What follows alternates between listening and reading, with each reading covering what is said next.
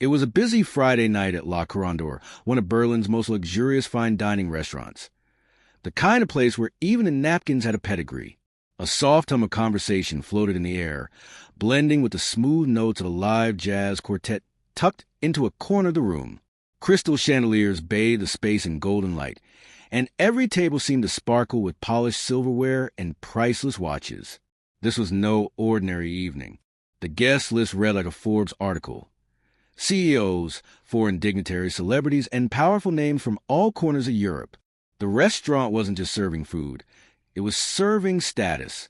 And at the heart of it all, working with professional precision, was the wait staff, polished, polite, and perfectly trained. Among them was Amina Mensa, a 24-year-old woman with a warm smile, and the kind of presence that made people instinctively trust her. Originally from Accra, Ghana, Amina had moved to Berlin 4 years ago on an academic scholarship to pursue a master's degree in international relations.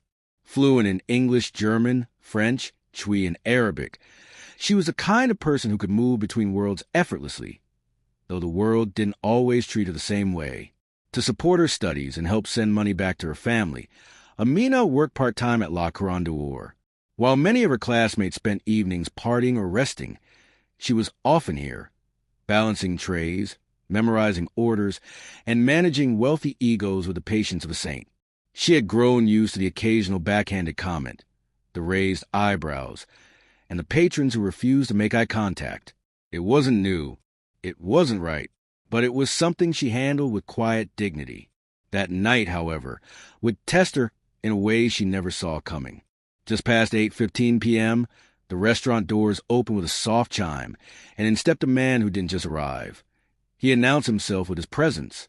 Tall, broad-shouldered, and dressed in a custom-tailored navy suit with gold cufflinks, Klaus Reinhardt walked in like he owned the place. And, to be fair, he nearly did. As one of Germany's most powerful real estate moguls, Reinhardt wasn't just rich. He was untouchable. His empire stretched across skyscrapers, luxury resorts, and even political donations. Known for his brutal business tactics and even more brutal opinions, Klaus had never been one to care about public perception. What he wanted, he took, and what he didn't like, he mocked. He was followed by 2 security guards and a sharply dressed associate, a younger man with a clipboard and a forced smile. As Klaus approached the maitre d', the atmosphere in the room shifted. Conversations paused. Heads turned. A few guests whispered to each other. "Is that Reinhardt?" "Yeah, he just bought half the Spree Harbor district." "God, he looks exactly like you'd imagine." The maitre d' greeted Klaus with excessive warmth and personally led him to the most exclusive table in the restaurant, a circular booth near the window, with a perfect view of the river and a degree of privacy even the rich would envy. Amina noticed him immediately. She had seen powerful people walk through these doors before, but Reinhardt's energy was different, arrogant, cold, entitled. Still, she was a professional. When the floor manager signaled that she'd be handling his table, she didn't flinch. She tucked her notepad into her apron, straightened her posture, and walked confidently toward Klaus's table. As she approached, she caught the tail end of a conversation between him and his associate, both speaking in fast-paced German, assuming that no one around them, least of all the black waitress approaching, could understand. Klaus glanced briefly at Amina and said, loud enough for his table to hear, but not quite shouting, "They let anyone in here these days. What's next, fast food chefs?" The associate let out a half-laugh, uncomfortable, unsure if Klaus was joking or not. He was, but also he wasn't. Amina heard every word. She understood it perfectly. But instead of reacting, she simply smiled. "Guten Abend, mein Herren," she said with flawless pronunciation, bowing her head slightly. "May I take your drink order?" Klaus looked up, startled for a split second, but then smirked, as if nothing had happened. He didn't realize what was coming, because Amina wasn't just going to take his order. She was about to change everything. Amina approached Klaus's table with the same poised professionalism she brought to every shift, her posture straight, her voice clear, and her expression welcoming, even when the people she served didn't deserve it. "Good evening, sir," she said with a calm smile. "May I take your order?" Klaus didn't respond. He didn't even glance up at her. Instead, he leaned toward his business associate and said something in rapid German.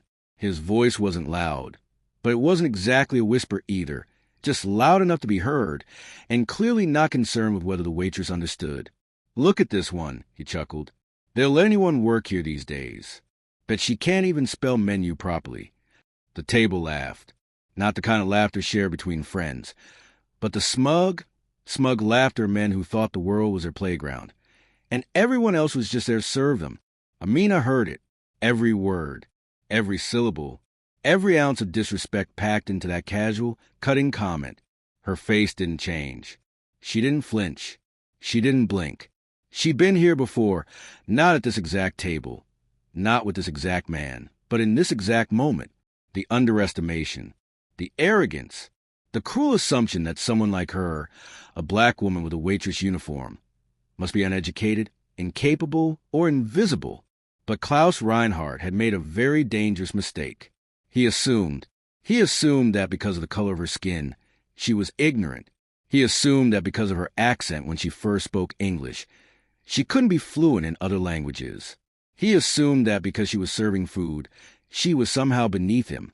What he didn't know, and what he was about to find out, was that German was one of the first languages Amina had mastered. She'd studied it for over a decade. Long before she arrived in Berlin, she was reading German newspapers, watching German news broadcasts, and translating official documents for her university back in Ghana. She didn't just speak German.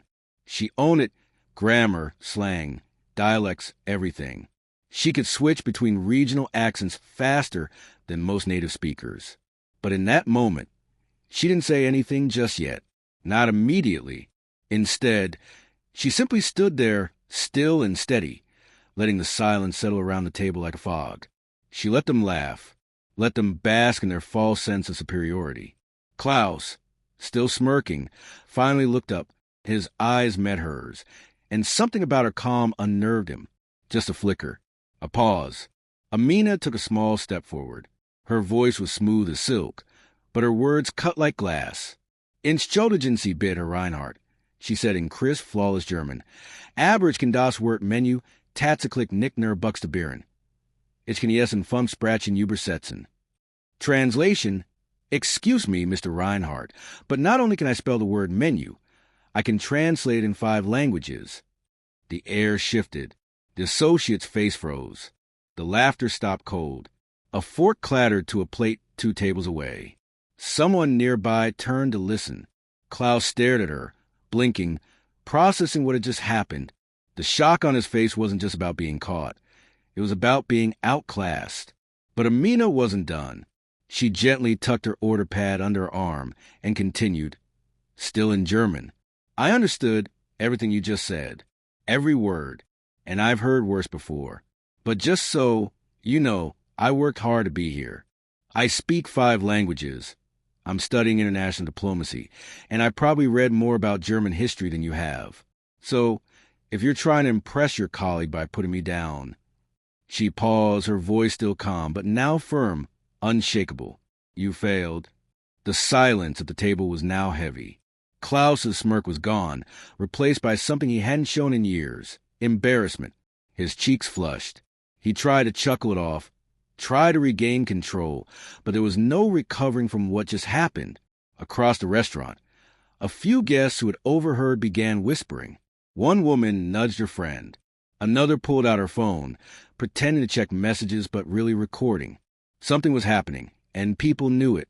Amina gave a final polite smile, nodded professionally, and added, "I'll give you a few more minutes to decide on your drinks." Then she turned and walked away, not rushed, not angry, just steady and confident, leaving behind a man who had built an empire but just got humbled by a waitress he thought was beneath him. But what Klaus didn't realize yet was that this moment was just the beginning.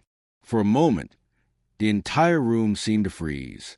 Klaus Reinhardt, billionaire tycoon, master of boardrooms, king of concrete empires, had just been publicly checked by a waitress. But not just any waitress. One who had just delivered the sharpest, most devastating line of the night in perfect, unaccented German. "Actually, sir, I speak 5 languages fluently, including German. Would you like me to recommend a wine to go with that humble pie you're about to eat. The words hung in the air like thunder after lightning. The smirk that curled across Klaus's face vanished instantly. It didn't fade. It dropped, as if yanked from his features by an invisible hand. His business associate, who had just taken a sip of water, sputtered and coughed violently, nearly choking. At the next table, a couple turned their heads, mouths slightly open in disbelief. One woman muttered under her breath, "Did she really just say that?" Her husband nodded slowly, his eyes glued to Amina. But Amina, she was calm, composed. She didn't raise her voice. She didn't insult. She didn't even flinch. And she wasn't done. Still speaking in flawless German, her tone like velvet over steel, she continued. Her voice quiet, but strong enough to slice through every corner of the restaurant. "I also understood when you said people like me don't belong here. But just so, you know, I earned my place in this country, just like I earned my job in this restaurant. The only thing I didn't earn tonight was your disrespect." Another wave of silence. It wasn't the kind that made people uncomfortable. It was the kind that demanded attention, the kind that changed things. Klaus opened his mouth to say something, but nothing came out. No clever retort. No sarcastic comeback. Just a strained breath. He looked around. Eyes were on him. Not the adoring eyes he was used to, not the ones full of admiration or envy, but eyes filled with shock, disappointment, and judgment. Amina, meanwhile, stood tall and proud. Not arrogant, not boastful, just undeniably powerful. A young woman who had been underestimated, mocked, and belittled, and who had chosen not to strike back with anger, but with truth, with grace, and with intellect. The manager, who had been hovering at the edge of the dining room after sensing something was off, hurried over, unsure of what he might be walking into. "Is everything all right here?" he asked cautiously, glancing between Klaus and Amina. Amina turned to him and smiled. "Yes, all good," she said in English this time, adding a touch of finality to the scene. Klaus, perhaps realizing how deeply he had miscalculated the situation, muttered something under his breath. A weak attempt at recovery. "I didn't mean it was just a joke." But no one was laughing now. The businessman sitting across from Klaus shifted uncomfortably in his seat. Even he looked embarrassed to be at the same table. From the corner of the room, a soft click was heard. Someone had just ended a video recording. Another man across the room was already typing rapidly on his phone, likely live-tweeting every moment of what had just unfolded. By now, every table in the restaurant had either heard or felt the weight of the moment. You could practically hear the reshaping of reputations in real time. Klaus Reinhardt, billionaire, bully, big shot, had just been outclassed, not by a fellow CEO or corporate rival, but by a woman he assumed would never speak up. A woman he assumed wasn't educated. A woman he thought he could mock with no consequence. And in under 2 minutes, she turned his smug arrogance into a viral spectacle waiting to happen. But more than that, she reminded everyone watching that intelligence, dignity, and self-worth can't be bought, and they certainly can't be silenced. Amina gave Klaus one final nod, respectful but final. "I'll return in a few minutes to take your order," she said. "Please take your time, and do let me know if you need a dictionary." With that, she turned and walked away, not rushed, not flustered, just poised. Regal. Her heels clicked softly on the polished floor, but in the ears of every person watching, it sounded like a drumbeat of quiet rebellion. A beat that said, "You will not define me. You will not dismiss me. You will not forget this." And indeed, no one would. Not Klaus. Not his table. Not the staff, not the guests, and certainly not the internet, which was about to explode with what just happened next.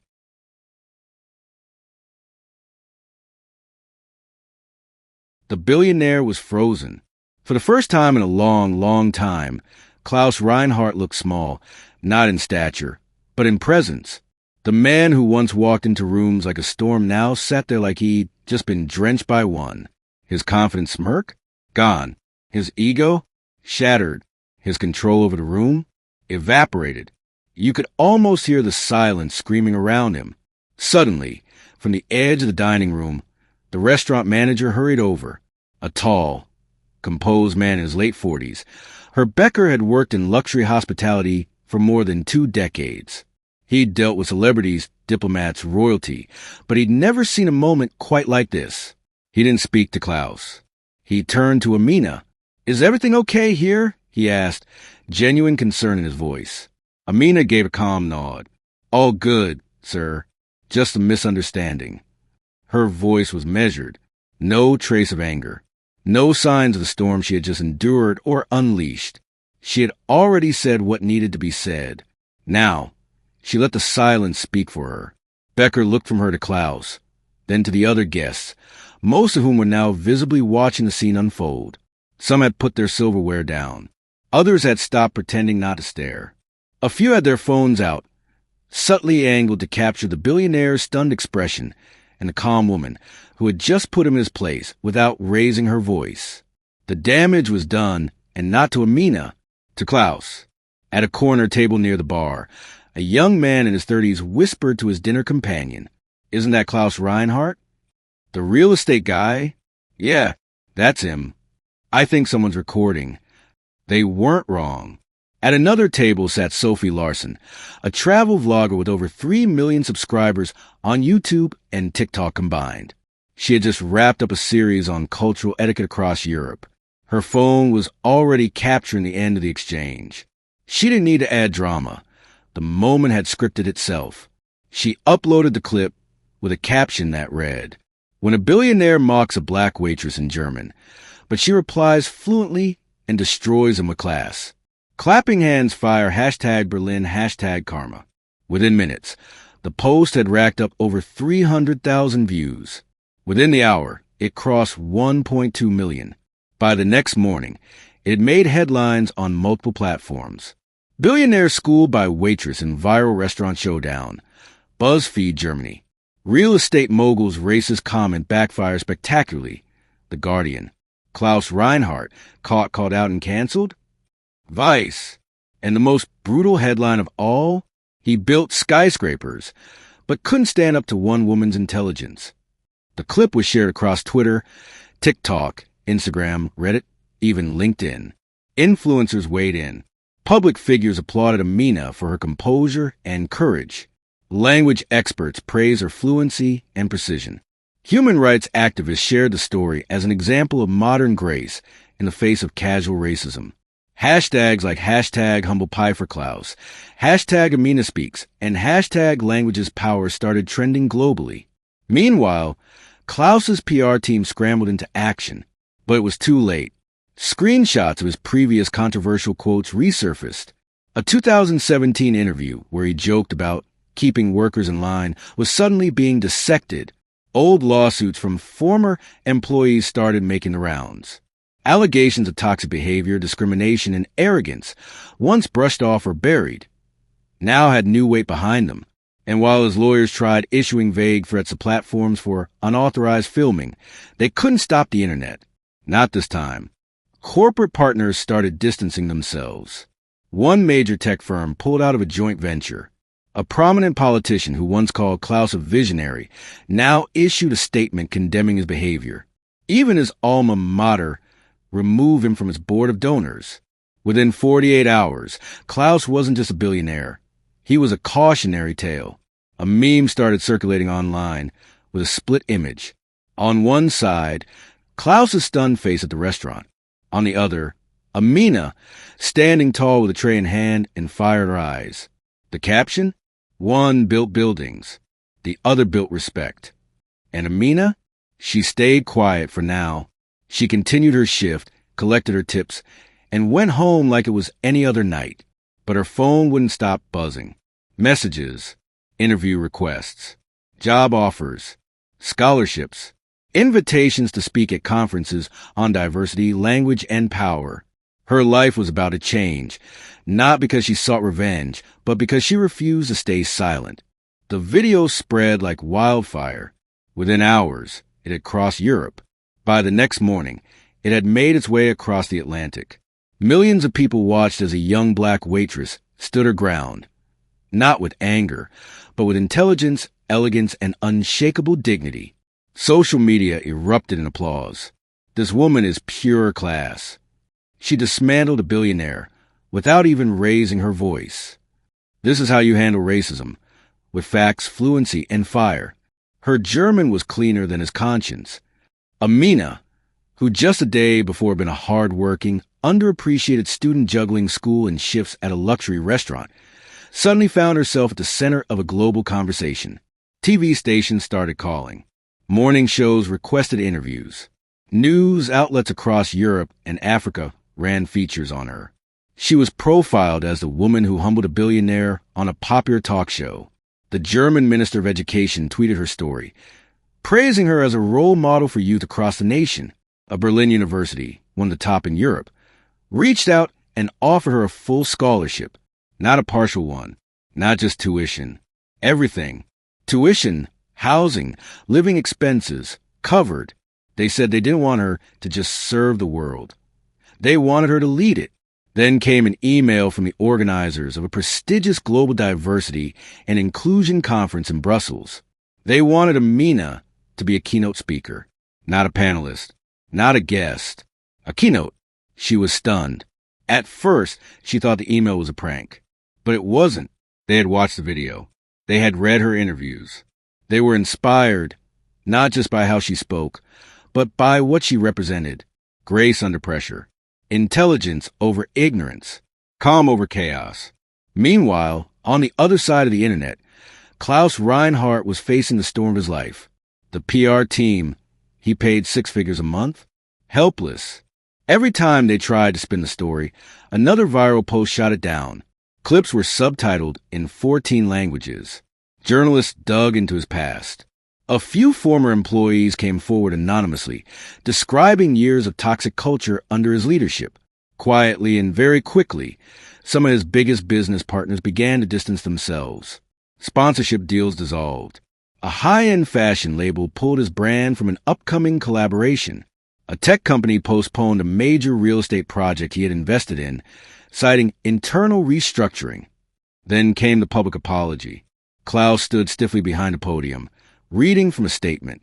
His tone was robotic, his body language uncomfortable. He said words like regret and misunderstanding, but never said Amina's name. The public didn't buy it. The comments were brutal. You're not sorry. You're sorry you got caught.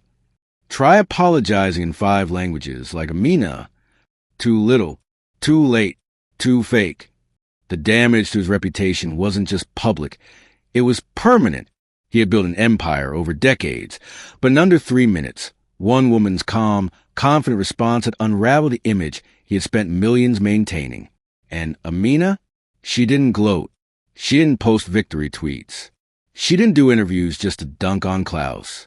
She focused on what mattered, shared her journey, encouraging young people, and using her voice to uplift others who had ever been underestimated because of where they came from or what they looked like. She started a podcast, Speak with Strength, where she interviewed multilingual women from across the globe, sharing stories of resilience, identity, and language as power. The first episode, The Night That Changed Everything. Within a month, she had 500,000 followers on Instagram and a book deal in her inbox. But she kept reminding people, this was never about going viral. It was about being seen and standing your ground when it matters. In classrooms, her name became an example in discussions about language bias. In corporate workshops, her story was cited as a case study on dignity and diversity in customer service. Even high school German teachers began using her video to teach their students about real-world language use and real-world courage. Ending slide, cinematic narration style. Collision, one moment of arrogance can destroy a reputation. One moment of courage can build a legacy. Collision, backhand index pointing right. You don't need to shout to be powerful. Sometimes the calmest voice speaks the loudest. Bell like, share and subscribe if you believe respect knows no color, accent, or background. Backhand index pointing down, drop a comment. What would you have done in Amina's place?